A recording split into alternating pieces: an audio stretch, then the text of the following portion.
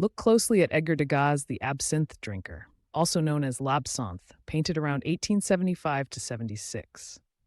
We find ourselves in a Paris café, but the air is heavy, the colors muted, the mood suspended between observation and accusation.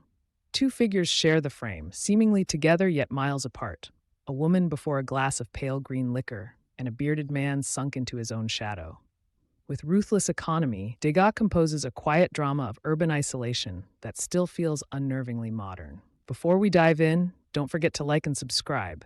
Your support helps us keep creating more educational videos like this one. Start at the left.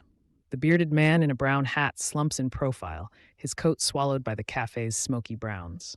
Degas lets him blur into the background so he's more mask than person, an oblique screen that pushes us toward the woman while setting a somber key. Companion, stranger, or decor?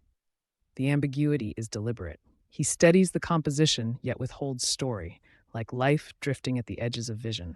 The center belongs to the woman, modeled by actress Ellen Andrée.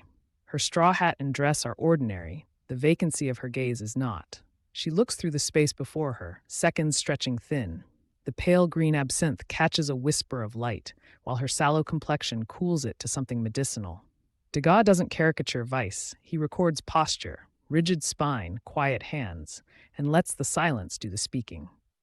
Drop to the foreground, a narrow white marble tabletop, its edge a razor across the scene.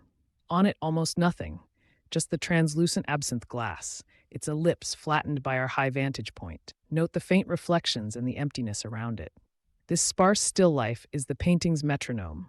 Whenever our eyes return, we feel the austerity of the moment, appetite replaced by habit. Now lift your gaze. A hazy mirror and receding banquette slice diagonally, multiplying blurred tables and lights. The mirror doesn't sparkle, it fogs, trading clarity for depth as if the city dissolved behind glass. This diagonal thrust is pure Degas, space like a tilted stage. It deepens the room and keeps us off balance, evoking the crowded anonymity of Paris, where people sit side by side yet drift apart. Seen whole, the absinthe drinker merges impressionist observation with classical control.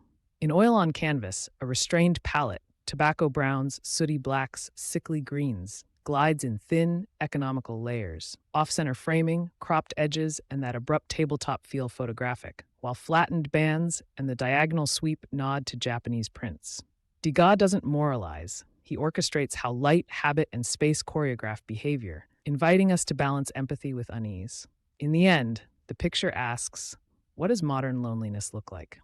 Degas answers without rhetoric, just a woman, a glass, a room that reflects itself to infinity. Quiet as it is, the image lingers like an aftertaste. Next time you pass a cafe window, notice the pose, the distance, and how a city can turn neighbors into strangers, and strangers into subjects worth looking at.